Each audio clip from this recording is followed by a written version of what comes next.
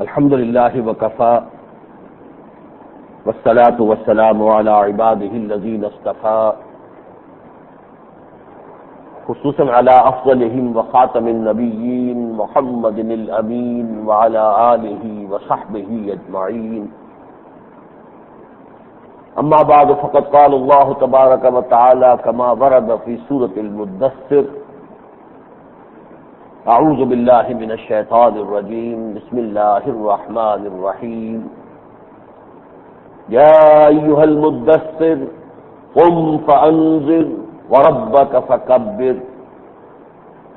فقال تبارک وتعالی كما ورد في نفس السورة: كلا والقمر واللیل اذ ادبر والصبح اذا اسفر انها لإحدى الكبر نذیرا للبشر لمن شاء منکم من یتقدم او یتأخر. وقال عز وجل كما ورد في سورة الانشقاق: فلا اقسم بالشفق واللیل وما وسق والقمر اذا اتسق لتركبن طبقا عن طبق. صدق اللہ العظیم.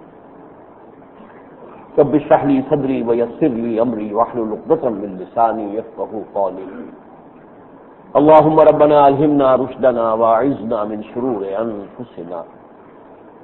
اللهم ارنا الحق حقا وارزقنا اتباعه وارنا الباطل باطلا وارزقنا اجتنابه. اللهم وفقنا لما تحب وترضى. آمین یا رب العالمین. آپ کو یاد ہوگا گزشتہ جمعے میں میری طبیعت خراب تھی اور میں نے بخار کی حالت ہی میں تقریر کی تھی.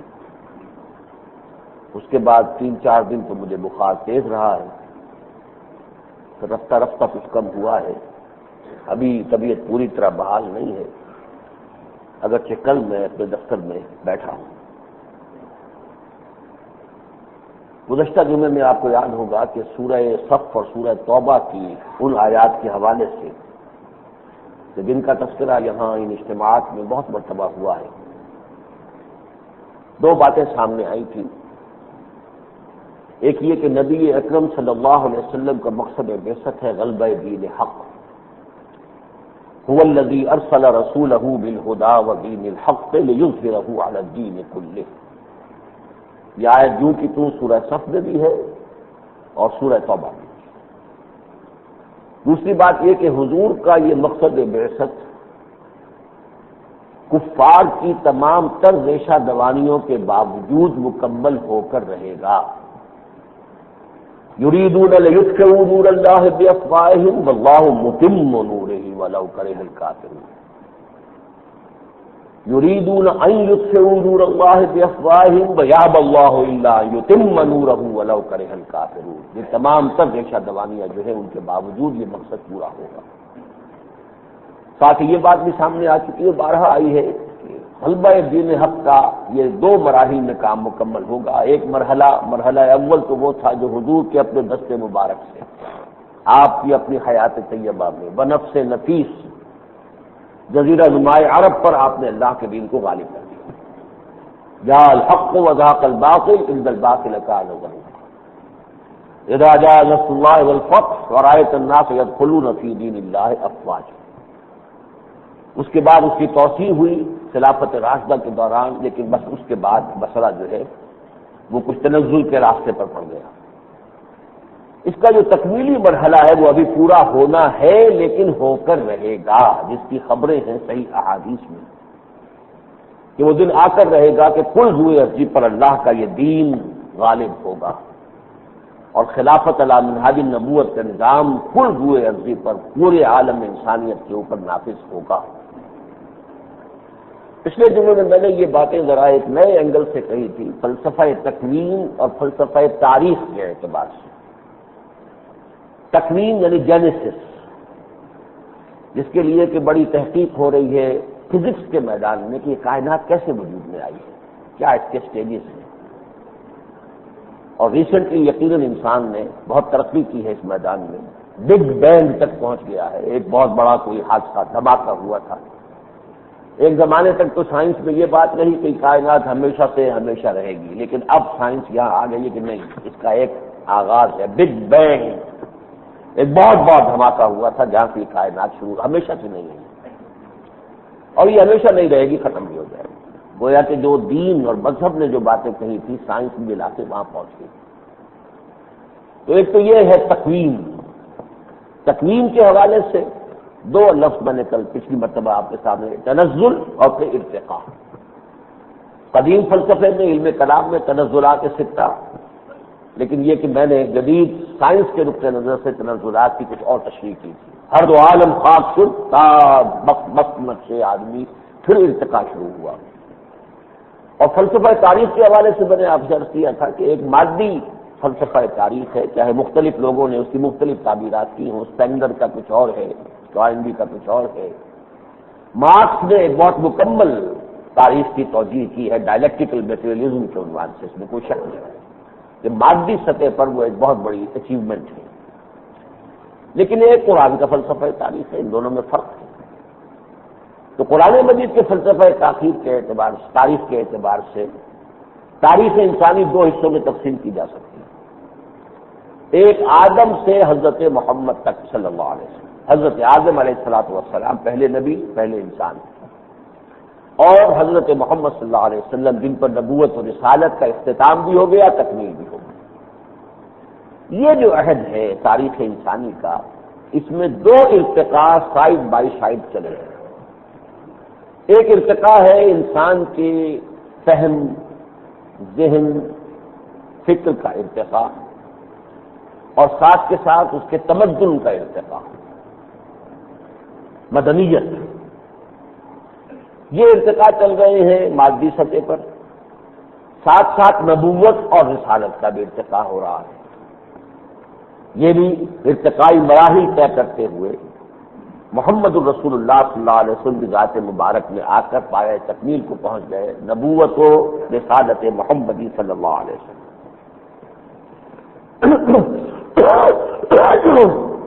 دوسرا حصہ جو ہے تاریخ انسانی کا، وہ حضرت محمد سے صلی اللہ علیہ وسلم تا قیامت۔ اور یا نوٹ کیجیے، ایک حدیث میں حضور نے اپنی بعثت کو اور قیامت کو یوں فرمایا ہے، دو انگلیوں کو جوڑ کر، انما بعثت انا والساعۃ کہاتین، مجھے بھیجا گیا ہے، مجھے اٹھایا گیا ہے، میری بعثت ہوئی ہے اس طرح سے کہ قیامت اور میں اس طرح جڑے ہوئے ہیں، جیسے دو انگلیاں، آپ نے اپنی دونوں انگلیوں کو جوڑ کر دکھایا، جیسے یہ دو انگلیاں جڑی، کہاتین، جیسے یہ دو انگلیاں جڑی ہوئی۔ اس لیے کہ حضور کی آمد کے بعد اب نبوت اختتام کو پہنچ گئی، رسالت اختتام کو پہنچ گئی، یہ مراحل تکمیل کے جو ہے وہ طے پا گئے۔ اب جیسا کہ میں نے عرض کیا تھا، صرف ایک مرحلہ باقی رہ گیا اس ارتقاء کا، وہ ارتقاء جو پہلے فزیکل ایوولوشن تھا، پھر بایولوجیکل ایوولوشن ہوا، پھر انٹلیکچوئل اینڈ سوشل ایوولوشن ہوا۔ اب جو ہے اس کی انتہا کیا ہے؟ Globalization of the revolution of Muhammad صلی اللہ علیہ وسلم۔ یہ جو نقطۂ عروج ہے انسان کے انٹلیکچوئل ایوولوشن اور سوشل ایوولوشن کا، وہ بعثت محمدی ہے صلی اللہ علیہ وسلم۔ اب اگلا مرحلہ یہ کہ اس کے گلوبلائزیشن ہو جائے، پوری دنیا تک توسیع ہو جائے، اس سے اونچا کوئی مقام نہیں ہے۔ وہ تو جو آخری ہائٹ تھی وہاں تک نوع انسانی کو محمد الرسول اللہ نے پہنچا دیا، اس سے اونچا اب کوئی مقام نوع انسانی کے لیے نہیں ہے۔ البتہ اب اس کی توسیع ہونی ہے، جزیرہ نماء عرب کی حد تک ہوا تھا، اس کے بعد ایک اور بڑے رقبے پر ہو گیا، لیکن یہ کہ ابھی پورے گلوب پر globalization of the revolution of Muhammad صلی اللہ علیہ وسلم، یہ ایک مرحلہ باقی ہے۔ اس سے ایک نتیجہ نکلتا ہے، میں نے پچھلی مرتبہ بھی آپ کو شعر سنایا تھا، آیا کائنات کا معنی دیر یاب تو، نکلے تیری تلاش میں قافلہ ہائے رنگ و بو۔ یہ سارا پروسیس آف ایوولوشن کا جو ہو رہا ہے، گویا کہ اس میں مقصود جو ہے وہ ذات محمد ہی ہے صلی اللہ علیہ وسلم۔ یہاں آ کر وہ ایوولوشن اپنی انتہا کو پہنچ گیا فرد کی حیثیت سے، اب تو اس کا گلوبلائز ہونا ہے، اس کی توسیع ہے، اس کا بڑھنا ہے، اس کے اندر کوئی ایوولوشن نہیں ہونا۔ آیا کائنات، یہ پوری کائنات جو ہے، قرآن مجید میں تو آپ کو معلوم ہے کہ کائنات کے مختلف جو مظاہر ہیں انہیں آیات الہی سے تعبیر کیا گیا ہے۔ ان فی خلق السماوات والارض واختلاف الليل والنهار والفلك التي تجري في البحر بما ينفع الناس وما انزل الله من السماء من ماء فاحيا به الارض بعد موتها وبث فيها من كل دابة وتصريف الرياح والسحاب المسخر بين السماء والارض لآيات لقوم يعقلون. تو ہر جگہ آیت ہے.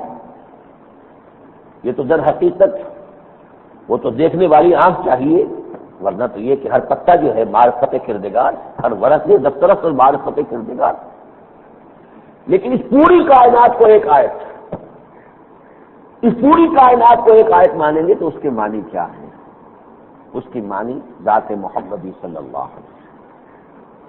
آیا کائنات کا معنی دیریاب تو نکلے تیری تلاش میں قافلہ رنگ و بو. اس سے یوں سمجھنا چاہیے کہ در حقیقت تمام سابقہ نبوتیں اور رسالتیں آدم سے لے کر حضرت عیسیٰ تک علیہ الصلوۃ والسلام یہ تمہید تھی نبوت و رسالت محمدی کی صلی اللہ علیہ وسلم. ظاہر بات ہے کہ ارتقاء کو جب آپ مانیں گے تو ہر درمیانی کڑی جو ہے وہ تمہید ہے اگلی کڑی کے لیے، پھر اس سے اگلی کڑی کے لیے یہ تمہید بن جائے گی. اب جب ٹاپ پر پہنچ جائے گا معاملہ تو معلوم ہوگا کہ یہ مقصود کائنات. ویسے ہمارے ہاں صوفیہ میں تو یہ مضامین بہت مختلف انداز میں بھی آتے ہیں، اور اس حدیث کو بھی بیان کیا جاتا ہے لولاک لما خلقت الافلاک. اگرچہ محدثین کے نزدیک یہ حدیث جو ہے یہ مستند نہیں ہے، لیکن وہ جو ظفر علی خان صاحب کی نعت ہے بہت مشہور، در ارض و سما کی محفل میں لولا کا لما کا شور نہ ہو، یہ رنگ نہ ہو گلزاروں میں، یہ نور نہ ہو سیاروں میں. تو مطلب یہ کہ اس تخلیق کا اس میں لاجک ہے، لیکن یہ میرا اس وقت کا موضوع نہیں ہے. میرے نزدیک اس میں لاجک موجود ہے، لیکن بہرحال یہ سمجھ لیجئے کہ اس سے ایک نتیجہ نکلتا ہے کہ در حقیقت تمام نبوتیں اور رسالتیں تمہید تھیں نبوت و رسالت محمدی کی صلی اللہ علیہ وسلم. اس اعتبار سے آج میں نے جو خاص طور پہ آیات آپ کو پڑھ کر سنائی ہیں، میں نے وعدہ کیا تھا پچھلی مرتبہ کہ یہ مرحلہ اول میں ظہور قدسی صلی اللہ علیہ وسلم اور تکمیل مقصد بعثت محمدی کے مرحلہ ثانی میں جو کچھ ہونا ہے اس کے ضمن میں قرآن مجید کی بعض آیات سے مجھے کچھ روشنی ملی ہے، کچھ ان چیزوں سے کچھ بات حقائق کی طرف رہنمائی ہوئی ہے، وہ میں آپ کے ساتھ شیئر کروں گا. یہ میں نے پچھلے جمعے میں کہا تھا. دیکھیے ظہور قدسی کے سلسلے میں سورہ مدثر کی بڑی اہمیت ہے. ویسے تو یہ کہ حضور کی نبوت کا ظہور ہوا ہے سورہ علق کی 5 آیات سے. اقرا بسم ربک الذی خلق خلق الانسان من علق اقرا وربک الاکرم الذی علم بالقلم علم الانسان ما لم یعلم. اسی لیے ظہور نبوت کہتے ہیں. نبی پیدائشی نبی ہوتا ہے، نبی عالم ارواح میں بھی نبی تھے.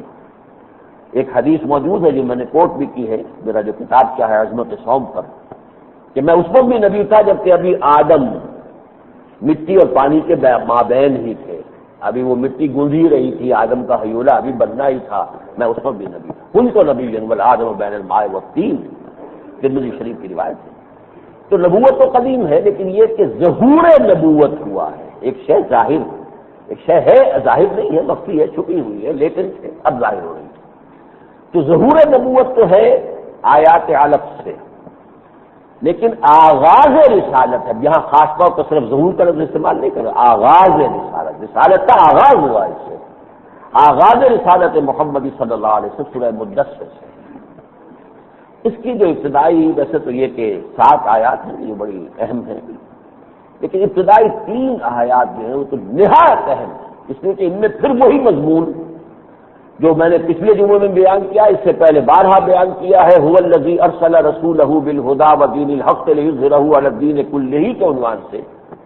یہاں ذرا مختلف الفاظ میں وہی مضمون موجود ہے. یا ایھا المدثر، اے لحاف میں لپٹ کر لیٹے ہوئے انسان صلی اللہ علیہ وسلم.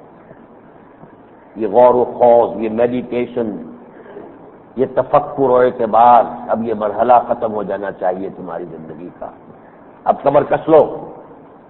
یا ایھا المدثر قم فانذر، کھڑے ہو جاؤ اور خبردار کرو لوگوں کو. یہ خبردار کرنا کس معنی میں؟ دیکھیے اس سے تعلق جڑ جائے گا جو میں نے پچھلے جمعے میں بھی اور آج بھی بات کی کہ ایک مادی تاریخ ہے. تاریخ کا مادی کی تعبیر یا فلسفہ. اسی طرح ہمارا جو بھی کوئی معاملہ ہے دنیا کے ساتھ، ہم دنیا کے ظاہر کو مادی چیز کو دیکھ رہے ہیں، مادی اسباب و وسائل سے ساری دلچسپی ہے، انہی کے حصول میں ہم دن رات ایک کیے ہوئے، ساری دلچسپی اسی سے ہے. ہم اس میں گم ہیں. اقبال نے کہا کہ کافر کی یہ پہچان کہ آفاق میں گم ہے.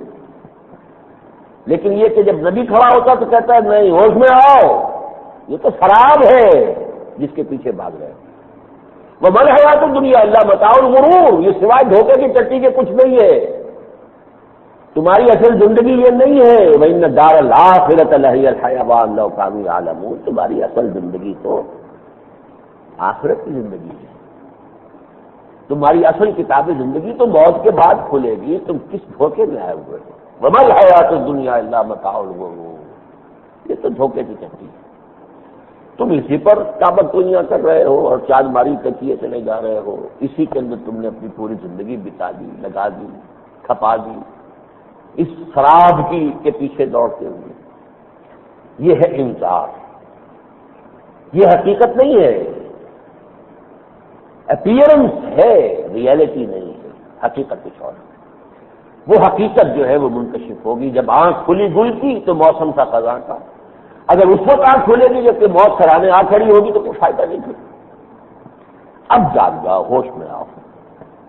وہ بجلی کا کڑکا تھا یا صوت خادی عرب کی زمین جس نے ساری ہلا دی، وہ ہلانا اسی معنی میں تھا. واللہ لتموتن کما تنامون ثم لتبعثن کما تستيقظون ثم لتحسبن بما تعملون ثم لتجزون بالاحسان احسانا وبالسوء سوءا وانها لجنة ابدا ولنار ابدا. یاد تو کیجیے، تصور کیجیے جب یہ آواز گونجی ہوگی عرب میں، خدا کی قسم تم سب پر موت وارد ہوگی جیسے کہ روزانہ شام کو سو جاتے ہو. پھر خدا کی قسم تم سب کو اٹھا لیا جائے گا جیسے روزانہ صبح کو بیدار ہو جاتے. پھر تمہارا محاسبہ ہوگا جو کچھ تم کر رہے ہیں، حساب کتاب ہوگا. پھر جزا ہوگی اور سزا ہوگی. بھلائی کا کی جزا ملے گی، برائی کی سزا ملے گی. وَإِنَّهَا لَجَنَّةٌ أَبَدًا أَوْ لَنَارٌ أَبَدًا. اور وہ یا تو پھر جنت ہے ہمیشہ کے لیے یا آگ ہے ہمیشہ. تو یہ ہے انذار. یہاں سے نبی کی دعوت شروع ہوتی ہے. یا ایھا النبی یا ایھا المدثر قم فانذر. لیکن یہاں سے شروع ہو کر اس کا ہدف کیا ہے؟ وَرَبَّكَ فَكَبِّرْ. اپنے رب کی کبریائی قائم کرو. میں نے قائم کرو کا لفظ کہا ہے، صحیح ترجمہ ہوگا اپنے رب کی بڑائی کرو. تکبیر کے معنی کسی شے کو بڑا کرنا. رب کو بڑا کرو. رب تو بڑا ہے لیکن اس کی بڑائی مانی نہیں جا رہی. انسان نے کہا نہیں، میں میری مرضی، میرا ذہن، میرا فلسفہ، میری حاکمیت. ہم حاکم، حاکمیت عوام. ہم خود اپنے لیے راستہ تجویز کریں گے، ہم خود اپنے لیے قانون بنائیں گے، ہماری ثواب دید پر ہوگا. یہ سب کیا ہے؟ اللہ تو یا تو مانا ہی نہیں سرے سے. آج زندگی نوع انسانی کی عظیم اکثریت سرے سے مانتی نہیں. جو مانتے ہیں انہوں نے کہیں مسجدوں میں بند کر دیا ہے، کہیں مندروں میں، کہیں کسی اور جگہ، کسی نام سے مان لیا، کسی نام سے مان لیا. یہی رہو بس، باہر نہیں آنا. ہماری مارکیٹ سے بھی باہر رہو، ہمارے اسٹاک ایکسچینج سے بھی باہر رہو، ہمارے بینک سے بھی باہر رہو، ہماری پارلیمنٹ سے بھی، ہائی کورٹ سے بھی. اس میں نہیں آنا، بلکہ ہمارے گھروں سے بھی باہر رہو. مسجد جگہ ہے تمہاری. یہ جو ہے بغاوت، ظاہر الفساد فی البر والبحر بما کسبت ایدی الناس، ایک بغاوت ہے اللہ کے خلاف. اے نبی آپ کو کھڑے ہو کر اب جو کچھ کرنا ہے، اس انذار سے جس عمل کا آغاز ہوگا اس کی تکمیل ہوگی. تکمیل رب، رب کو بڑا مانا جائے، رب کی بڑائی تسلیم کی جائے، رب کی بڑائی قائم ہو جائے، اس کا قانون بالا ترین ہو. لتکون کلمۃ اللہ ہی العلیٰ، تاکہ اسی کی بات سب سے بلند ہو، سب سے اونچی ہو. اس کی بات کے آگے کسی کی بات نہ رہے، اس کے حکم کے آگے کسی کا حکم نہ رہے، اس کے قانون کے مقابلے میں کوئی قانون نہ رہے، اس کے فیصلے کے مقابلے میں کوئی فیصلہ نہ رہے. یہ اگر کیفیت نہیں ہوتی تو پھر تو بغاوت ہے اللہ سے. یہ ہے مقصد بعثت محمدی بحیثیت رسول. وہی بات جو یہاں کہی گئی ایک لفظ تکبیر میں، اس کا اقبال نے خوب اچھا نقشہ کھینچا ہے. یا وسعت اخلاق میں تکبیر مسلسل، یا خاک کی آغوش میں تسبیح و مناجات. سبحان اللہ سبحان اللہ. وہ مسلک مردان خداگاہ خدا مست، اور یہ مذہب ملا و جمادات و نباتات، یہ جمادات و نباتات بھی تو اللہ کی تسبیح کر رہی ہیں. یہ سبح للہ ما فی السماوات و ما فی الارض، یہ تو ہر ذرہ ذرہ کائنات کی تسبیح کر رہا ہے. اور وہ جو فرشتوں نے کہا تھا کاہے کے لیے خلافت کے لیے آپ یہ سارا جو ہے معاملہ کر رہے ہیں، ہم موجود تو ہیں، ہم حاضر ہیں. نحن نسبح بحمدک ونقدس لک، یہ خلافت کا جو فرمان ہے یہ کس لیے؟ بس قال ربک للملائکۃ انی جاعل فی الارض خلیفہ قالوا اتجعل فیہا من یفسد فیہا ویسفک الدماء ونحن نسبح بحمدک ونقدس لک. تو تسبیح تو ہو رہی ہے، تقدیس ہو رہی ہے، کبھی تو کوئی نہیں اس کائنات کے اندر، کاہے کے لیے خلیفہ؟ یہ پھر وہی فلسفہ تکوین کا ایک اہم موضوع ہو جائے گا، اس پر میں نہیں چھیڑنا چاہتا اسے. یہ خلافت کس لیے؟ تخلیق کی ایک ہے غایت، ایک ہے تخلیق کا سبب، ان دونوں میں فرق ہے. غایت تخلیق انسان اور جنوں کی عبادت، وما خلقت الجن والانس الا لیعبدون. سبب تخلیق ایک مختلف بات، گہرا اور بڑا باریک مسئلہ ہے، وہ اس وقت میرا موضوع نہیں ہے.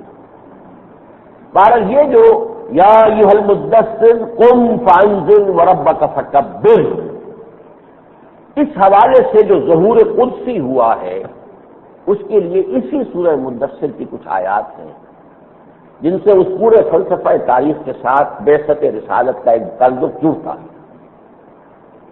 تقریباً اس سورہ مبارکہ کے درمیان میں سے پھر عام طور پر تو قسمیں جو ہیں اللہ تعالیٰ سورتوں کے شروع میں کھاتا ہے.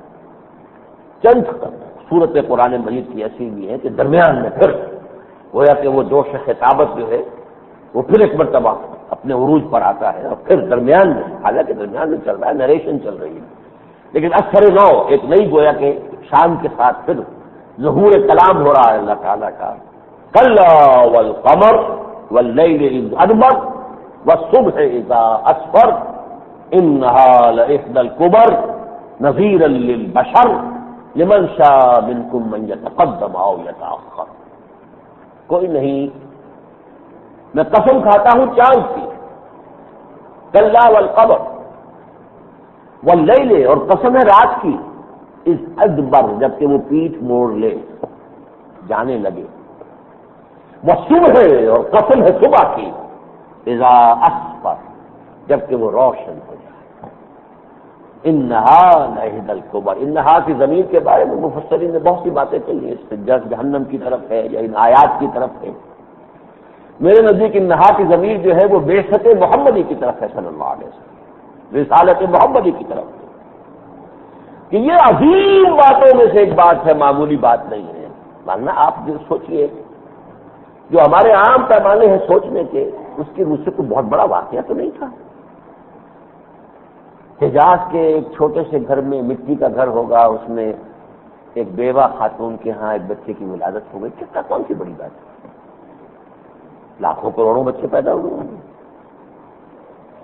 وہاں پر. لیکن یہ کہ وہ تاریخ انسانی کا عظیم ترین واقعہ ہے کہ جو ہو رہا ہے. ایک ہے وہ ظاہر مادی نگاہیں جو کچھ دیکھ رہی ہیں، ایک ہے وہ حقیقت کے جو پیچھے مستور ہے. کلا والقمر واللیل اذ ادبر، والقمر، اور چاند کی قسم کیوں کھائی. دیکھیے چاند کا نور ذاتی نہیں، مستعار ہوتا ہے، سورج ہی کا نور ہے، ریفلیکٹ ہو رہا ہے، اور وہ اتنا گہرا کبھی نہیں ہوتا جتنا کہ نصف النہار کا سورج چمک رہا ہو. روشنی تو ہوتی ہے تھوڑی بہت، دھندل کا سا ہو جاتا ہے، اس سے زیادہ نہیں. سابقہ تمام نبوتیں اور رسالتیں چاند کے معنی میں، نبوت و رسالت محمدی خورشید کے معنی میں. چاند کلا والقمر واللیل اذ ادبر. کچھ راتیں ایسی بھی آتی ہیں کہ جن میں چاند بھی نہیں ہوتا، صرف روشنی نہیں ہوتی، تاریخ تھا راتیں. اسی کے مانند 600 برس تاریخ انسانی کے ایسے گزرے ہیں جن میں کوئی نبوت و رسالت نہیں تھی. حضرت عیسیٰ اور حضرت محمد کے مابین علی نبینا علیہ الصلوۃ والسلام کوئی نبوت نہیں. فترۃ الوحی، وحی کا پہلا وقفہ ہے یہ رات ہے، بڑی طویل، 600 سالوں پر محیط رات. اس سے پہلے جو روشنی تھی وہ نبوت عیسوی کی اور نبوت موسوی کی اور نبوت ابراہیمی کی، جن کی بھی تھی، جو بھی تعلیمات تھی، وہ چاند کی روشنی کے مانند تھی، دھندل کے تھے۔ اصل سورج ابھی طلوع ہونا ہے، اور اس سے پہلے رات، اور وہ رات اب جا رہی ہے، واللیل اذ ادبر، اس نے پیٹھ موڑ لی ہے، اب وہ جا رہی ہے کہ خون 100,000 انجم سے ہوتی ہے سحر پیدا، اب وہ سحر پیدا ہونے والی ہے، والصبح اذا اسفر، اور صبح جب کہ وہ روشن ہو جاتی ہے۔ یہ ہے خورشید محمدی صلی اللہ علیہ وسلم کا طلوع، جس نے پورے اس عالم کو منور کر دیا، نبوت و رسالت کا نور، واللہ متم نورہ ولو کرہ الکافرون، اللہ اپنے نور کا اتمام فرماتا رہے گا چاہے کافروں کو کتنا ہی ناگوار۔ سارے ہتھ کنڈے ابو جہل کے اور ابو لہب کے بھی رہ گئے، ساری مخالفت قریش کی بھی رہ گئی، چاہے کچھن سے کچھن وادیوں میں سے گزرنا پڑا، چاہے وہ یوم طائف بھی آیا اور شیب بنی ہاشم بھی آیا اور غار ثور کے 3 دن رات بھی آیا، سب کچھ ہوا ہے، لیکن یہ کہ بالآخر واللہ متم نورہ ولو کرہ الکافرون، وہ تو بس صبح اذا اسفر، جیسے صبح جو ہے روشن ہو جاتی ہے، ایسے ہی یہ نور محمدی، یا یہاں کہیے نور خداوندی صلی اللہ علیہ وسلم، جس کو علامہ اقبال نے کہا ہے کہ شب گریزاں ہوگی آخر جلوہ خورشید سے، یہ چمن معمور ہوگا نغمہ توحید سے، تو یہ تو وہ چیز ہو کر رہی پورے جزیرہ نما عرب کے اوپر۔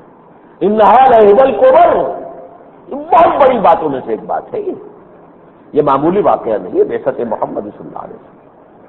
تاریخ کے عام فلسفوں کے اعتبار سے اور بڑی تہذیبیں اٹھی، ایسے عربوں کی ایک تہذیب اٹھی تھی، کیا فرق پڑ گیا؟ اس سے پہلے آخر رومیوں کی تہذیب تھی، یونانیوں کی تہذیب تھی، چینیوں کی تہذیب تھی، ہندوستان کی تہذیب تھی، ایک عربوں کی تہذیب ہوگی۔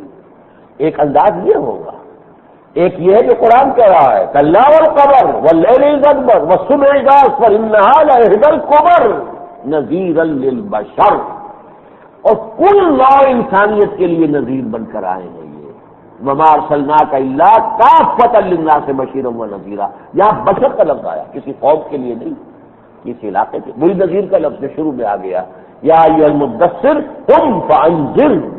تو یہ جو بعثت محمدی ہے صلی اللہ علیہ وسلم، اس کا انذار کا دائرہ جو ہے وہ کسی قبائلی حد میں محدود نہیں ہے، کسی ملک کی سرحدوں سے محدود نہیں ہے، کوئی جغرافیائی قبائلی قومی سرحدیں نہیں ہیں۔ انہا لإحدی الکبر نذیرا للبشر، آخری آیت بڑی پیاری ہے، اور میں چاہوں گا کہ اس وقت بھی جو کیفیت ہے اس کے اعتبار سے خود اپنے آپ کو بھی یوں سمجھتے ہوئے جو اقبال نے کہا ہے کہ یہ گھڑی محشر کی ہے تو عرصہ محشر میں ہے، پیش کر غافل عمل کوئی اگر دفتر میں ہے، اس کیفیت کو اپنے اوپر طاری کر کے اس آیت کو پڑھ لمن شاء منکم من یتقدم او یتأخر۔ یہ بعثت محمدی کا سورج تو طلوع ہو چکا، اب یہ ہے تم میں سے کون چاہتا ہے آگے بڑھنا، کون چاہتا ہے پیچھے رہ جانا، یہ اس کا فیصلہ۔ ابو بکر صدیق آگے بڑھ گئے، ابو جہل پیچھے رہ گئے، عمر فاروق آگے بڑھ گئے، ابو لہب پیچھے رہ گئے۔ لمن شاء منکم من یتقدم او یتأخر، یہ تمہارا چوائس ہے۔ انا ہدیناہ السبیل اما شاکرا و اما کفورا، ہمارے ذمہ تھا راستہ سجھا دینا، ہم نے سجھا دیا، اب یہ کہ تم شکر گزاری کی روش اختیار کرو یا ناشکری کی، یہ تمہارا اپنا چوائس ہے۔ لمن شاء منکم من یتقدم او یتأخر۔ دیکھیے وہی کشمکش حق و باطل جاری ہے، ختم تو نہیں ہو گئی، جب تک کہ دین حق کا غلبہ پوری دنیا میں نہیں ہو جاتا، بعثت محمدی صلی اللہ علیہ وسلم کا ابھی مقصد پورا تو نہیں ہوا، وہ کشاکش تو جاری ہے، وہ محنت تو اب بھی ہے، چاہے تمہید ہی ہو۔ اگر سابقہ ساری نبوتیں تمہید تھی نبوت محمدی کی، تو جو بھی ہم محنت کر رہے ہیں وہ تمہید ہوگی کس بات کی؟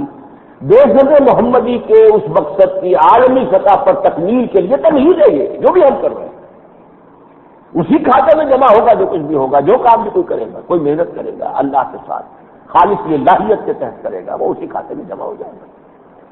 لیکن یہ اب ہر شخص کا امتحان ہے، پیچھے رہ جانا چاہتا ہے، اسی جہاں رزق کا نام ہے آب و دانہ، اسی آب و دانے ہی میں چکر کے اندر زندگی بتا دیتا ہے، یہی اہل و عیال، وما اموالکم ولا اولادکم تمہارے اموال اور اولاد تو نہیں ہے جن کے ذریعے سے تم اللہ کا قرب حاصل کر سکو، بلکہ یہ تو اللہ کا قرب تو کسی اور چیز سے حاصل ہوتا ہے۔ انما اموالکم واولادکم فتنہ، یہ تمہاری اموال اور اولاد تو تمہاری یہ فتنہ ہے۔ آیا انہی میں الجھ کر رہ جاتے ہو؟ گاہ میری نگاہ تیز تیر گئی دل وجود، گاہ الجھ کے رہ گئی میرے توہمات میں۔ اور یہ جو ہے کہ میں نے جو شعر آپ کو پہلے بھی سنا دیا کہ کافی کی یہ پہچان کے آفاق میں گم ہے۔ اگر گم رہنا چاہتے رہو، تم محروم ہو جاؤ گے، بد نصیب رہو گے، بے نصیب رہو گے، کچھ حاصل نہیں ہوگا۔ لیکن جو چاہتا ہے آگے بڑھے، لمن شاء منکم من یتقدم او یتأخر کل نفس بما کسبت رہینہ، ہر شخص جو کچھ کر رہا ہے اس کے عوض وہ رہن ہے۔ ایک ایک شے طے کرنی ہوگی۔ آپ نے قرض تو لے لیا، کھا لیا، لیکن آپ رہن رکھے گئے ہیں، یہ آپ کے اندر سے نکالا جائے گا وہ قرض تو آپ نے لیا تھا۔ IMF اب نکال دیں گے کہ نہیں آپ کے اندر سے؟ چاہے وہ پیٹرول کی قیمت بڑھوا کر، چاہے وہ بجلی کی قیمت بھی بڑھنے کا امکان ہے، یہ سب کچھ کیا آپ کے اندر سے اب نکالنا ہے، انہوں نے کھینچنا ہے۔ کھا کر ہضم کر لینا آسان ہے، اندر سے نکال کے دینا پڑے گا۔ جو عمل کر رہے ہو یہ تمہارے اندر سے نکلیں گے تو، اور یہی تو ہوں گے یہ حرام خوریاں جو تم نے کی ہیں، یہی آگ کے انگارے بن جائیں گے جو تمہارے پیٹوں کے اندر دہکیں گے، یہی ہوں گے۔ کل نفس بما کسبت رہینہ۔ بہرحال میرا وہ موضوع نہیں ہے اس وقت کا، ہے میرے پاس رومال کی تشکیل۔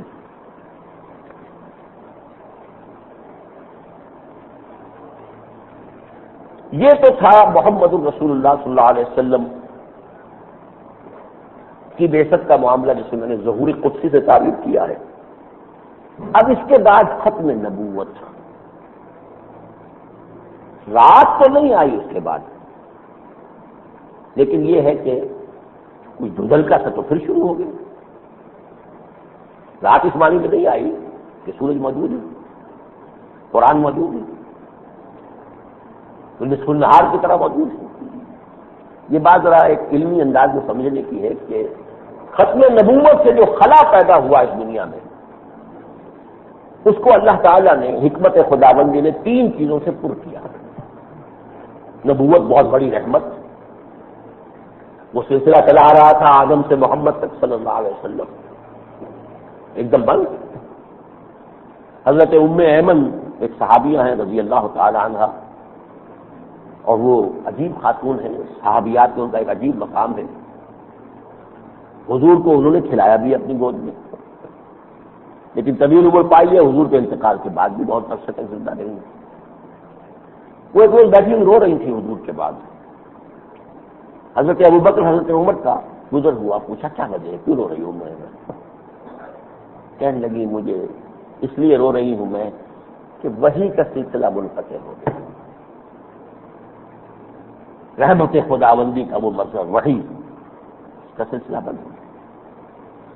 تو یہ اتنی بڑی جو رحمت تھی اللہ کی، اس کے بند ہونے سے جو خلا پیدا ہوا اسے کسی چیز سے پور ہونا چاہیے نہیں۔ یہ تازہ جو ندائے خلافت ہے آج یہاں موجود ہے، اس کے سرور پر میری ایک تحریر یا تقریر کا یہ حصہ دیا گیا ہے جلی الفاظ میں۔ 3 چیزوں سے اس خلا کو پر کیا۔ نمبر 1، قرآن کو محفوظ کر دیا، اس میں تحریف نہیں ہو سکتی، تاکہ کوئی دنیا کے کسی گوشے میں کونے میں کوئی حقیقت میں طالب ہے حق کا، تو اس کے لیے ایک شے موجود ہے کہ وہ رسائی حاصل کر سکتا ہے قرآن تک، اور کل حق اس پر واضح ہو جائے۔ قرآن گم ہو جائے تو پھر تو کوئی سوچ نہیں دیتی۔ محفوظ، انا نحن نزلنا الذکر وانا لہ لحافظون۔ یہی وجہ ہے کہ تورات کو یہ حفاظت گارنٹی نہیں کی، انجیل کو گارنٹی نہیں کی، قرآن کو گارنٹی کی۔ تو بطن قرآن کی حفاظت۔ نمبر 2، ہر 100 برس کے وقفوں کے بعد ایسی شخصیات کا اٹھانا جو نبی تو نہیں ہوں گے، وہی تو نہیں آئے گی ان پر، لیکن محمد کے لائے ہوئے دین کو تازہ کر دیں گے۔ 100 برس میں اس کے اوپر جو گرد و غبار آ گیا، کوئی نئے فلسفے آ گئے، وہ چھا گئے اس کے اوپر، کوئی لوگوں نے نئی رسومات ایجاد کر کے کوئی تومار ان کا جو ہے وہ ایسا بنا لیا، ایجاد کر لیا کہ اصل دین چھپ گیا اس کے پیچھے۔ عید میلاد النبی تو رہ گئی، لیکن یہ کہ حضور کے ساتھ اصل اپنا تعلق جو ہونا چاہیے عملی و قلبی وہ ہے نہیں۔ یہ ساری بدعات کے تومات جو ہے یہ سب کے سب ان سب کو ہٹا کر اور تمام گرد و غبار جو ہے ان کو دور تک کے دین کی اصل شکل کو پھر سکھانا۔ یہ ہے سلسلہ مجددین۔ ان اللہ یبعث فی هذه الامہ علی راس کل 100 عام من یجدد لها دینہا۔ حضور نے فرمایا اس امت میں اللہ تعالی ہر صدی کے سرے پر ایسے لوگوں کو اٹھاتا رہے گا جو اللہ کے دین کو تازہ کر دیں گے، اس امت کے دین کو تازہ کر دیں گے علمی طور پر، تاکہ دیکھ لیں یہ ہے دین، یہ جو اوپر غبار آ گیا تھا یہ ہٹا دیا ہم نے، اصل دین یہ۔ اور تیسری چیز یہ کہ ضمانت دے دی گئی کہ میری اس امت میں ہمیشہ ایک گروہ یقیناً حق پر قائم رہے گا۔ لا تزال فی امتی طائفۃ قائمین علی الحق لا یضرهم من خذلهم او من خالفهم۔ انہیں کوئی نقصان نہیں پہنچا سکیں گے نہ وہ جو ان کا ساتھ چھوڑ جائیں گے، نہ وہ کہ جو ان کی مخالفت کریں گے۔ ایک گروہ حق پر قائم رہے گا لا محالہ۔ یہ 3 ضمانتیں دی ہیں اللہ تعالیٰ نے تاکہ وہ جو وحی کا بدل ایک طریقے سے بن جائے۔ نعم البدل تو نہیں بن سکتی، وہی ہے، لیکن یہ کہ مالا یدرک کلہ لا یدرک کلہ، اس کا تقاضا، اس کی ضرورت جو ہے ایک حد تک پوری ہو جاتی ہے 3 چیزوں سے۔ اب یہ سمجھئے کہ حضور صلی اللہ علیہ وسلم کے بعد کیا ہوا، جو دوسرا دور شروع ہوا تاریخ کا۔ ہمارے نزدیک تاریخ کا ایک دور حضرت آدم تا محمد صلی اللہ علیہ وسلم، دوسرا دور حضرت محمد سے تا قیامت۔ انما بعثت انا وساعتين، اس میں بھی پہلے تنزل آیا 1000 برس میں، رفتہ رفتہ رفتہ رفتہ رفتہ رفتہ رفتہ پوری عمارت زمین بوس ہو۔ غور کیجیے، کھنڈر بتا رہے ہیں عمارت عظیم تھی، لیکن گرتے گرتے گرتے گرتے گرتے تقریباً 1000 برس میں آ کے ختم۔ میں نے پچھلی مرتبہ بھی عرض کیا، پہلے تنزل پھر ارتقاء، پہلے جزر پھر مد۔ اب جہاں یہ انتہا ہوئی تھی پچھلی مرتبہ بھی میں عرض کر چکا ہوں، اس بر عظیم پاک و ہند میں دینی اعتبار سے تنزل کی انتہا اکبر کا دور ہے، جبکہ دین محمدی کو قرار دے دیا گیا کہ اب ختم، اس کا دور ہی ختم ہو گیا، اب تو دین اکبر ہی ہوگا۔ وہیں سے ارتقاء شروع ہو گیا۔ اس ارتقاء کا جو ہے یہ الف ثانی، الف اول کے درمیان ہوتے ہوتے گرتے گرتے گرتے گرتے بات وہاں تک پہنچی، الف ثانی شروع ہوا، ارتقاء کا عمل شروع ہو گیا۔ پچھلے 400 برس سے کیا ہو رہا، الف ثانی کے 400 برس گزر چکے ہیں، 418 برس۔ اس دوران کیا ہوا، اب تاریخ کے جو واقعات ہیں بٹوین دی لائنز ریڈ کیجئے، کیا ہو رہا ہے، ایک تاریخ ہے کیا ہو رہی ہے۔ انگریز چلا گیا، پاکستان بن گیا، ہندوستان بن گیا، یہ ہو گیا، ادھر سے وہ ہو گیا، عالم عرب بھی آزاد ہو گیا، یہ ہو گیا، اس سے پہلے جو ہے جو ترکی رہ گیا، سلطنت عثمان کے واقعات و تاریخ ہے۔ ان بٹوین دی لائنز تاریخ کیا ہے؟ اس 400 برس کے دوران علامہ اقبال کے وہ 2 شعر ذہن میں رکھیے، تاریخ انسانی ادھر جا رہی ہے، ہر کجا بینی جہان رنگ و بو، اور نوٹ کیجئے یہاں وہی لفظ رنگ و بو آیا ہے۔ کون سا یہ لفظ یاد آیا؟ شعر آیا ہے کائنات کا مانی دیر یاب تو، نکلے تیری تلاش میں قافلہ ہائے رنگ و بو۔ اور اب ان 400 سالوں میں کیا ہے، ہر کجا بینی جہاں رنگ و بو، آنکھ از خاکش بروید آرزو، یاد نور مصطفیٰ اورا بہاس، یا ہنوز اندر تلاش مصطفیٰ۔ یہ تاریخ انسانی کہاں جا رہی ہے؟ تلاش مصطفیٰ میں۔ تاریخ کا یہ 400 برس جو ہے یہ نو انسانی کا قافلہ تلاش مصطفیٰ میں ہے۔ اب مصطفیٰ صلی اللہ علیہ وسلم کو ریکور کرنا ہے، ریئلائز کرنا ہے، دوبارہ حاصل کرنا ہے، ریگین کرنا ہے۔ 1000 برس میں کھویا ہے انہیں صلی اللہ علیہ وسلم، اب انہیں دوبارہ حاصل کرنا ہے، جس کو ہم مختلف ناموں سے تعبیر کریں گے۔ یہ کیا ہے؟ در حقیقت تلاش مصطفیٰ۔ لیکن آج ایک بات میں آپ کے سامنے عرض کر رہا ہوں، پہلے اس سے یہ بات کبھی بیان نہیں ہوئی ہے، یہ تلاش مصطفیٰ کا عمل جو ہے یہ 3 لیولز پر جاری ہے۔ ایک پوری نوع انسانی بحثیت مجموعی بھی کشا کشاں چاہے نہ چاہے، جانے بوجھے، خواہی نہ خواہی، شعوری یا غیر شعوری طور پر مر رہی ہے اسی طرف، دھکے کھا رہی ہے افراط و تفریط کے، فرینچ ریولوشن، بولشوک ریولوشن، ادھر کا دھکا ادھر کا دھکا، لیکن دھکا کھاتے کھاتے وہی مارکس کا فلسفہ ڈائلیکٹیکل میٹیریلزم، یہ تھیسس اینٹی تھیسس سنتھسس ہوتے ہوتے جا کہاں رہا ہے قافلہ، یہ کشا کشا جا رہا ہے ادھر ہی۔ یہ ہے وہ حقیقت جس کو اقبال نے 1936-37 کی اپنی اس نظم میں کہا ہے، وہ جو ابلیس کی مجلس شورا میں ابلیس سے کہلوایا ہے، اصل حاضر کے تقاضاؤں سے ہے لیکن یہ خوف ہو نہ جائے آشکارا شرع پیغمبر کہیں، یہ زمانہ از خود، یہ قافلہ انسانیت دھکے کھا کر جدھر جا رہا ہے۔ اب مجھے اندیشہ ابلیس کہہ رہا ہے کہ یہ تو شرع محمدی تک پہنچ جائے گا، ایک دو دھکے اور کھائے گا تو آ جائے حاضر کے تقاضاؤں سے ہے لیکن یہ خوف ہو نہ جائے آشکارا شرع پیغمبر کہیں۔ تو نوع انسانی چاہے یا نہ چاہے جا رہی ہے، ٹھوکریں کتنی بھی کھا لے گی، مشرق سے مغرب، مغرب سے مشرق، والی بال جس طرح ادھر سے ادھر سے ادھر دھکے کھاتی ہے، اسی طریقے سے نوع انسانی دھکے کھا رہی ہے۔ اور یہ جو آخری اس کو دھکا لگا کمیونزم کی موت کے بعد، اب کہاں کھڑا ہے انسان؟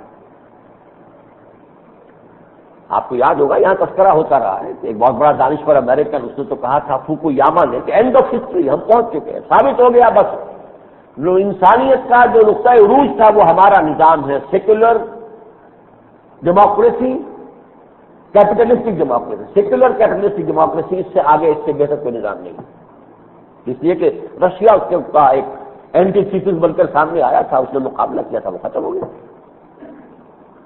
لیکن یہ کہا ہنٹنگٹن نے کہ نہیں، ابھی تہذیبوں کا تصادم ہوگا، کلیش آف سیولائزیشن ابھی ہونا ہے، وہ ہونا ہے، کدھر جانا ہے قافلہ، کشا کشا ادھر جائے گا۔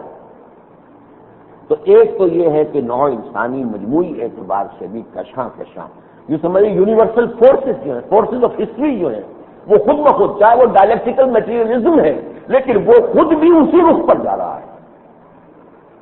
اور دوسری سطح اس کی ہے قومی اور ملی سطح پر امت مسلمہ اس کی کوشش کر رہی ہے۔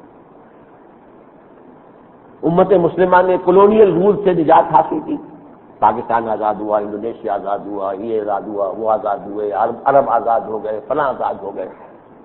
وہ کوئی مذہبی تحریک تو نہیں تھی، مسلم لیگ بھی کوئی مذہبی تحریک نہیں تھی، نہ اس کی قیادت مذہبی لوگوں پر مشتمل تھی، اگرچہ یہاں یہ کہ خاص امتیاز یہ ہے کہ یہاں نعرہ ضرور مذہبی لگا تھا، پاکستان کا مطلب کیا، لا الہ الا اللہ، باقی پوری دنیا میں تو کہیں نعرہ بھی نہیں لگا، اسلام کا نعرہ نہیں لگا۔ یہ ملی ہے، قومی ہے، یہ قومی تحریکیں جو ہے یہ بھی کدھر جا رہی ہیں،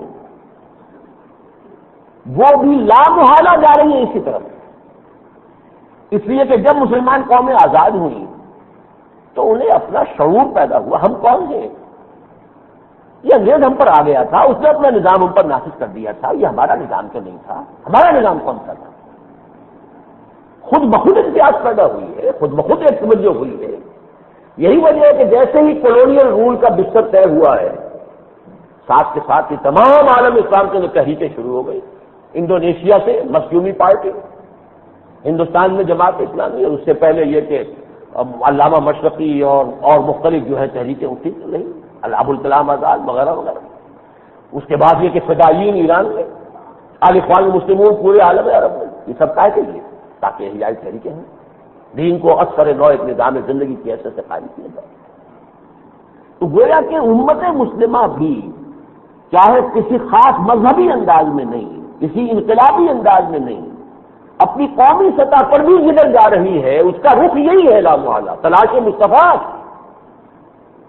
یہی وجہ ہے پاکستان بنا، ایک معجزہ، قرارداد مقاصد پاس ہو گئی، ایک اور معجزہ، ابھی آپ نے عجمی دھماکے کر لیے، ایک اور معجزہ، اور عالم اسلام نے امت مسلمہ میں خاص مقام جو ہے اللہ تعالیٰ نے ایٹمی دھماکے کے ذریعے سے پاکستان کو دے دیا۔ گویا کہ ان ممالک کے لیے، خاص طور پر پاکستان کے لیے، تو یہ یوں سمجھ لیجئے کہ اس کا شعور ابھی ہمیں نہ ہو جائے گا۔ کافر کا توانی شد ناچار مسلمان شو، ہمارے لیے تو کوئی اور ذریعہ ہے ہی نہیں، اپنے بقا کا سہارا صرف اسلام ہے، اور اگر ادھر ہم نہیں جائیں گے تو ختم ہو جائے گا۔ تو گویا کہ ایک سطح ہے پوری دنیا کی، ہر کجا بینی جہاں میں رنگ و منہ، آج پوری دنیا میں جہاں کوئی خیر ہے، وہ امریکہ میں ہو، یورپ میں ہو، کہیں ہو، کوئی فکر کی اچھائی ہے، کوئی نظام کے اندر انہوں نے بہتری اپنی پیدا کی ہے، یہ سب کہاں سے لیا؟ یاد نور مصطفیٰ اورا بہار، یہ نور مصطفیٰ سے مستعار لیا ہوا نور ہے، یا حروز اندر تلاش مصطفیٰ، یا یہ کہ ابھی قافلہ انسانی تلاش مصطفیٰ ہی کے اندر سرگردان ہے۔ پھر یہ کہ ملی سطح پر، اور تیسری ہے اصل میں خالص احیائی تحریکیں، وہ تحریکیں اور جماعتیں جو یکے بعد دیگرے اٹھ رہی ہیں خالص دین کے قائم کرنے کے لیے، ملی نہیں، قومی نہیں، دنیاوی بہبود نہیں، دین کے لیے۔ یہ ایک تیسرا، یہ نیوکلیس سمجھ لیجیے، اہم ترین حصہ جو ہے اس کا وہ یہی ہے۔ ان کے ضمن میں خاص طور پر سمجھیے، یہ جو احیائی تحریکیں ہیں، ان کی ساری مسائل جو ہے در حقیقت یہ اس مجدد کامل کی تلاش میں ہے کہ جو دین کو پھر اسی طریقے سے غالب کر دے گا جس طریقے سے کہ محمد عربی صلی اللہ علیہ وسلم نے غالب کر دیا۔ لیکن ان تحریکوں کے ضمن میں جو قرآن مجید کے جس مقام سے مجھے روشنی ملی ہے، سورۃ الانشقاق، اس سورت کا چونکہ آغاز ایسا ہے، قیامت، اذا السماء انشقت وأذنت لربها وحقت وإذا الأرض مدت وألقت ما فيها وتخلت وأذنت لربها وحقت، قیامت ہے۔ سورہ مدثر سے تقابل کیجئے، وہاں شروع میں بے شک محمدی کا معاملہ ہوا ہے، یا ایھا المدثر قم فانذر وربک فکبر وثیابک فطہر والرجز فاہجر ولا تمنن تستکثر ولربک فاصبر۔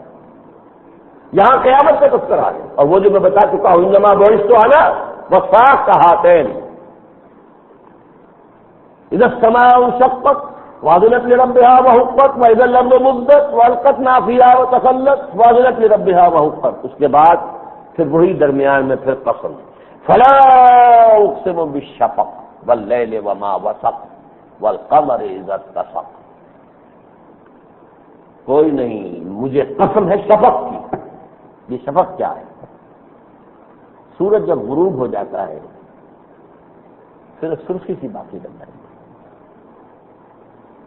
یہ الف اول کے اختتام پر آ کر جب دین محمدی صلی اللہ علیہ وسلم اس انتہائی زوال کو پہنچ گیا دنیا میں کہ جیسے سورج غروب ہو گیا، دن ختم ہو گیا، بس صبح اذا اسفر، وہ صبح جو شروع ہوئی تھی بعثت محمدی سے صلی اللہ علیہ وسلم، وہ صبح، اس کا دن آج غروب ہو گیا، شفق رہ گئی۔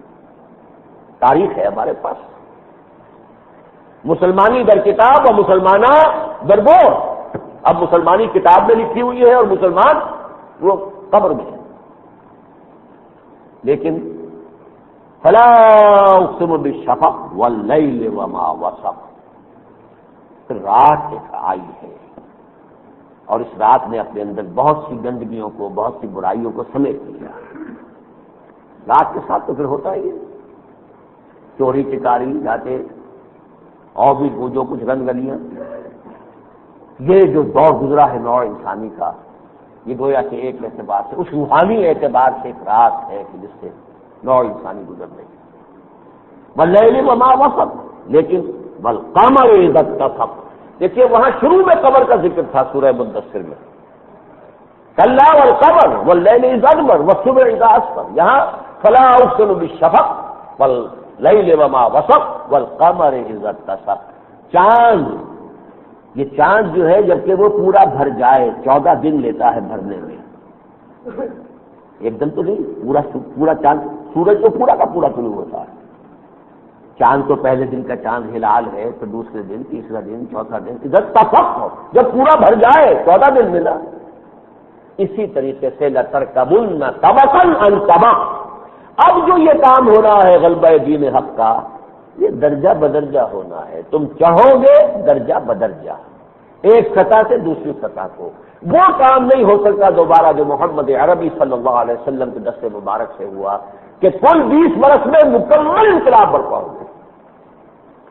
یہاں تو یہ ہوگا، کوششیں ہوں گی، تحریکیں اٹھیں گی، چلیں گی، بڑھیں گی، کچھ لوگ اس میں وابستہ ہوں گے، اپنا وقت، اپنی صلاحیتیں، اپنی توانائیاں، اپنی قوتیں، اپنے مالی وسائل و ذرائع صرف کریں گے، اپنی اپنی کوشش کا اللہ تعالیٰ کے ہاں سے اجر و ثواب جو ہے وہ لیں گے. لیکن یہ کہ ابھی یہ ایک سیڑھی چڑھا سکیں گے، ایک سیڑھی چڑھے، آگے اس کے بعد کوئی اور تحریک اٹھے گی، وہ اس سے آگے لے کر چلے گی قافلے کو، پھر کوئی اور تحریک اٹھے گی، وہ اس کو اور آگے لے کر چلے. یہ تحریکیں جو چلی ہیں پورے عالم اسلام میں ختم نہیں ہو گئی، ویسے تو ناکام ہو گئی. جماعت اسلامی کا آج کیا حال ہے سب کو معلوم ہے، کہیں اسلامی نظام قائم تو نہیں کر سکی. اخوان المسلمون کہیں پر بھی اسلامی نظام قائم نہیں کر سکے. مخدومی پارٹی کا نام و نشان نہیں رہا. ہوتے ہوتے البتہ یہ ضرور ہے کہ اب پھر دوبارہ سننے میں آ رہا ہے کہ وہاں پھر کچھ ریسرجنس ہے اسلام کی. لیکن یہ ہے کہ ان سے کچھ اثرات رفتہ رفتہ. اب جماعت اسلامی کی تحریک اس سے پہلے جیسا کہ میں نے کہا خیری برادران تھے، اور یا یہ کہ علامہ مشرقی تھے، یا ان سے بھی پہلے ابوالکلام آزاد تھے، حزب اللہ قائم کی ہے 1913 میں بین بیٹھ کی بنیاد پر. یہ سب لترکبن طبقا عن طبق. ان میں علامہ اقبال کا مقام خاص ہے. دیکھیے وہ دو حیثیتوں میں کھڑے ہوئے ہیں، قومی اور ملی سطح پر بھی ان کا ایک بہت اونچا مقام ہے.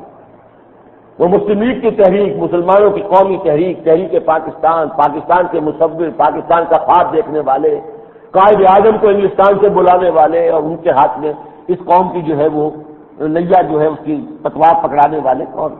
علامہ اقبال. وہاں بھی ان کا رول ہے، اور اس سطح پر بھی رول ہے. فکری اعتبار سے وہ شخص ہے کہ جس نے دین کے تصور کو تازہ کیا ہے، ورنہ دین ہمارا مذہب بن کر رہ گیا تھا. صرف کچھ عقائد اور کچھ عبادات اور کچھ ریچولز کا اور کچھ رسومات کا مجموعہ بن کر رہ گیا تھا. اللہ اللہ کا چل رہا. اسے دین اثر نو تازہ کیا ہے اقبال نے. اس کے بعد یہ ہے کہ اس پر جو کوششیں ہوئی ہیں یک بعد دیگر، ہم بھی اسی میدان میں کوشش کر رہے ہیں، جدوجہد کر رہے ہیں، کوشش کر رہے ہیں. لیکن یہ سمجھ لیجئے یہ ساری کوششیں لترکبن طبقا عن طبق، لازماً تم چاہو گے، اوپر بڑھو گے، لیکن ایک دم نہیں. وہ چھلانگ ایک ہی چھلانگ میں 22 برس میں ساری منزل طے کر جانا، یہ محمد رسول اللہ صلی اللہ علیہ وسلم کا خصوصی امتیاز تھا. اس معنی میں امتناع نظیر ہے کہ اس کی کوئی دوسری مثال ممکن نہیں. اب تم درجہ بدرجہ چڑھو گے. فلا اقسم بالشفق والقمر وما وسق واللیل وما وسق والقمر اذا اتسق لترکبن طبقا عن طبق. اب تنظیم اسلامی جو ہے یہ سمجھ لیجئے کہ اصلاً اس تیسری کڑی، تیسرا جو سلسلہ جسے میں کہہ رہا ہوں کڑیاں ہیں، رفتہ رفتہ تدریجاً حزب اللہ، جماعت اسلامی، تنظیم اسلامی اسی مشن کو آگے بڑھا رہی ہے. پیش نظر یہی ہے ایسے لوگوں کی ایک جماعت تیار کی جائے جو اپنے وجود پر اپنے گھر میں پہلے دین قائم کر چکے، ملی سطح پر نہیں، قومی سطح پر نہیں. آئیڈیولوجیکل پارٹی، نظریاتی پارٹی، انقلابی پارٹی، وہ تو آئیڈیالوجی کے اوپر اس کی بنیاد ہوتی ہے، اور جو آئیڈیالوجی کو قبول کرتا ہے وہ اسے اپنی زندگی میں نافذ ہوتا ہے. یہ لوگ آگے بڑھیں. پھر نہیں المنکر کے مختلف مراحل، بالقلب بھی ہے نہیں المنکر، باللسان بھی ہے، پھر بالید بھی ہے کہ وہ موقع ہے کہ چیلنج کریں باطل کو کہ اب ابھی سے نہیں چلنے دیں گے. یہ تو اس کا ہے کہ جو مستقل طریقہ کار ہے. لیکن اس کے ساتھ ہی ہم ساتھ کے ساتھ لے کر چل رہے ہیں کہ وہ جو قومی سطح پر جو ہو رہا ہے ہم اس کو ڈیناؤنس نہیں کرتے، ہم اس کے حریف بن کر نہیں آتے، ہم ان سے خامخواہ کی پنجہ آزمائی نہیں کرتے. وہ بھی ایک سطح ہے جس پر کے کام ہو رہا ہے. ہم وہاں ضرور مشورہ دیتے ہیں کہ خدا کے لیے جس رخ پر یہ گاڑی چل رہی ہے اسے آگے بڑھاؤ. قرارداد مقاصد کو پاس ہوئے اب 50 برس ہونے کو آ رہے ہیں. اب 99 کے اندر جو 49 میں پاس ہوئی تھی تو 6-7 مہینے کے بعد.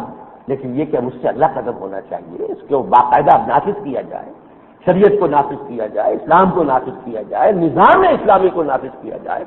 یہ جو ہر کجا بینی جہاں میں رنگ و بو، آنکھ خاک اس بڑو یا دارزو، یاد روئے مصطفیٰ اورا بہا، یا حروز اندر تلاش مصطفیٰ. تو اگر قومی اور ملی سطح پر بھی یہ قافلہ ادھر چل رہا ہے تو آگے طرف بڑھاؤ. اس کے اوپر اسٹیٹس کہیں رک جانا، کھڑے ہو جانا تو ٹھیک نہیں.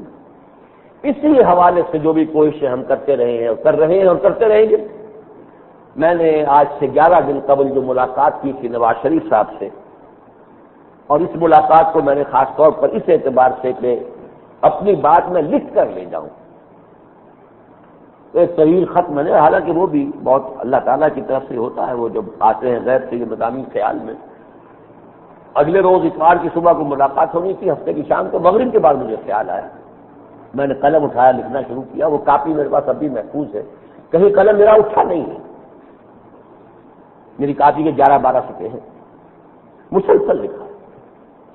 وہ خط جو ہے جا کے میں نے پھر اتوار کو 13 تاریخ کو سوموار کو انہیں پڑھ کر سنایا، تاکہ یہ کہ کوئی بات رہ نہ جائے، گفتگو میں کیا بات آئی کیا نہیں آئی، سند رہے کہ یہ خط تھا جو آپ کو پیش کیا گیا۔ میں نے یہ پورا پس منظر ان کے سامنے رکھا ہے، انسانی تاریخ کدھر جا رہی ہے، دین حق کے غلبے کی طرف پیش رفت ہو رہی ہے، ہو کر رہے گی۔ اب یہ تو یہی ہے کہ من شاء منکم من یتقدم اور یتأخر، یہ اپنی بد نصیبی یا خوش نصیبی ہے، کون اس میں کوئی حصہ ڈال رہا ہے اور کون جو ہے اس میں اپنے آپ کو بد نصیب اور محروم بنا رہا ہے، یہ تو انڈیویجول معاملہ ہے۔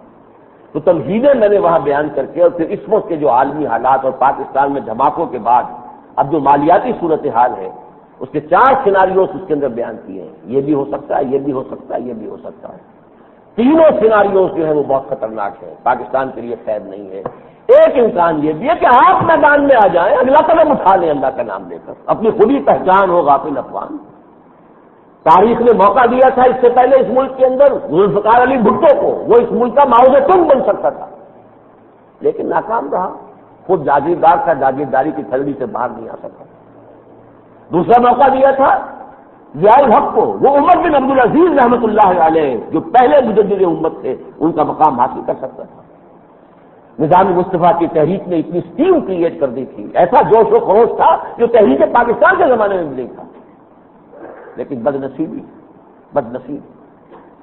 اسی طریقے سے اب تاریخ نے آپ کو موقع دیا نواز شریف صاحب، لیکن اس کے کچھ شرطیں ہیں، کچھ اس کے تقاضے ہیں۔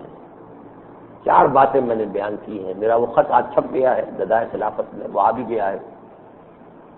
پہلی بات میں نے کہا ہے کہ یہ جو آپ نے رائے گنج کے محلات ہیں یا کچھ اور ہیں یا جو بھی بنایا ہے، یہ سب قوم کو دیجیے اور اپنا دامن جھاڑ دیجیے، وہ ہے یا نہیں ہے، اس میں خرابی ہے، برائی ہے نہیں ہے، دامن جھاڑ دو۔ تمہیں اللہ نے جو گھر دے رکھے ماڈل ٹاؤن میں، اس ملک کے اندر 30 کروڑ کتنے آدمی ہوں گے جنہیں ایسے گھر میسر ہیں، پھر محل اور بنانے کی ضرورت ہے؟ یہ میں نے صاف کہا، کیا ہمیشہ رہنا؟ کانکم تخلدون، یہ قرآن مجید میں کہا گیا ہے کہ تم ایسے ایسے محل بناتے ہو گویا کہ تم ہمیشہ رہو گے دنیا کے اندر، کس لیے بناتے ہیں؟ یہ تمہارے لیے یہ کوششیں کافی نہیں ہے۔ نمبر 2، اگر تمہاری کوئی جائیداد اس ملک سے باہر ہے، بیچو اور خود انحصاری فنڈ کے اندر شامل کرو، اور اگر تمہارا کوئی ڈالر اکاؤنٹ باہر ہے، میں نہیں جانتا ہے یا نہیں ہے، میں نہیں جانتا تمہاری کوئی جاگیر ہے یا نہیں ہے، صاف میں نے لکھ دیا اس میں، مجھے کچھ پتا نہیں اور اس ملک کا عام آدمی نہیں جانتا، لیکن جن لوگوں سے آپ مطالبے کر رہے ہیں انصار کرو، قربانی کرو، وہ خوب جانتے ہیں کہ آپ کیا ہیں اور کیا نہیں ہیں۔ کوئی قربانی نہیں دے گا جب تک کہ آپ اس میدان کے میں پہل نہ کریں، اپنا سارا باہر کا سفر لائیں اور تھوڑی انحصاری فنڈ کے اندر شامل کریں۔ اور نمبر 4، اپنے کاروبار، اپنی انڈسٹریز میں سے بھی صرف وہ ریٹین کریں اپنے پاس جو بالکل ٹرانسپیرنٹ ہو، شیشے کی طرح، کوئی قرضہ نہ ہو، کوئی اور معاملہ خراب نہ ہو، اور آئندہ بھی انڈسٹری، صنعت کاری اور سرمایہ داری کے خول سے باہر نکلیے تو کیا عجب کہ آپ عمر بن عبدالعزیز کا مقام حاصل کریں۔ لیکن یہ کہ افسوس کے ساتھ کہہ رہا ہوں، 11 دن گزر گئے اس ملاقات کو بھی، اس کے بعد سے جو کچھ ہو رہا ہے، جوئے کی ترویج اور ہو رہی ہے، سود کی طرف اور پیش رفت ہو رہی ہے، فارن کرنسی اکاؤنٹ جو ہے وہ بھی بانڈز کی شکل میں راتوں رات کروڑ پتی بننے کی ترغیب دی جا رہی ہے، اور جہازی سائز سے اخباری اشتہارات، کیا کس قدر پیسہ صرف ہو رہا ہے جوئے کی ترغیب پر۔ ماں در کے خیال ہے، فلک در سے خیال، میں کس خیال میں ہوں اور فلک کس خیال میں ہے، میں کیا سوچ رہا ہوں، پھر بھی ہمیں تو بات کہنی ہے، ہم تو کہیں گے، موقع ہے، اگر نہیں اس موقع سے فائدہ اٹھاؤ گے، if you don't prove equal to the task، جو صورتحال سامنے نظر آ رہی ہے، قاضی حسین احمد صاحب نے کہا ہے دروغ برگردن راوی کہ یہ بڑی گاڑیوں کے اوپر جو ٹیکس بڑھایا گیا ہے، 678 گاڑیاں پہلے سینیٹر سیف الرحمان صاحب نے امپورٹ کر لی ہے، اب بڑھایا گیا۔ اگر یہ صحیح ہے اللہ عالم، میرے پاس تو وسائل و ذرائع نہیں ہے، قاضی صاحب کے تو ہاتھ لمبے ہیں، اس میں کوئی شک نہیں، اگر صحیح ہے تو پھر تو مطلب وہی ہوا جو کبھی جگر نے کہا تھا، یہ بھی زمانہ دیکھ لیا چور بنے ہیں چوکیدار۔ احتساب وہ فرما رہے ہیں جن کا حال یہ ہے، جن کا بھائی پکڑا گیا ملین آف ڈالر لے کر جاتا ہوا ان سے چھڑوا دیا گیا، اور فرض شناسی کے جرم کی پاداش میں اسسٹنٹ ڈائریکٹر ایف آئی اے معطل ہو گیا۔ یہ کس ملک میں ہوگا؟ چور بنے ہیں چوکیدار۔ بہرحال جو کچھ مجھے آخری بات آج کہنی ہے وہ یہ ہے، نواز شریف صاحب سے، وہ اس میں نے نہیں لکھا تھا، آج اس وقت کہہ رہا ہوں، اللہ کی مشیت پوری ہوگی۔ کون اس میں سے کچھ اپنے لیے خیر کما لیتا ہے، کون محروم چلا جاتا ہے، یہ ہر شخص کا اپنا فیصلہ ہے۔ نہ بھٹو رہا نہ ضیاء الحق رہے، آصف زرداری بھی اس وقت حوالات میں ہے، اور بے نظیر بھی شاید چند دنوں میں گرفتار ہو جائے۔ تم کوئی آسمان سے نازل نہیں ہوئے ہو، تمہاری داستان تک بھی نہ ہوگی داستانوں میں۔ وہ تو پھر بھی جدی پشتی تھے، ان لوگوں کی تو جو بھی تھے ان کی جاگیریں تھیں پرانی۔ آپ لوگ تو نئے صنعت کار، نو دولتیے، نئے تاجر لوگ ہیں، لیکن یہ کہ ہے موقع اب بھی ہے۔ میں نے اسی میں یہ شعر لکھا ہے، فیصلہ تیرا تیرے ہاتھوں میں ہے، دل یا شکم، یا تو بالکل ٹرانسپیرنٹ ہو کر قوم کے سامنے آ جاؤ تو وہ موقع ہے تمہارے لیے کہ تم عمر بن عبدالعزیز کا مقام حاصل کر سکتے ہو۔ میں تو پھر بھی دعا کروں گا اللہ سے، آج نہیں تو کل اللہ تعالیٰ ان کے دل کو ادھر پھیر دے۔ اقول قولی ھذا واستغفر اللہ لی ولکم ولسائر المسلمین والمسلمات۔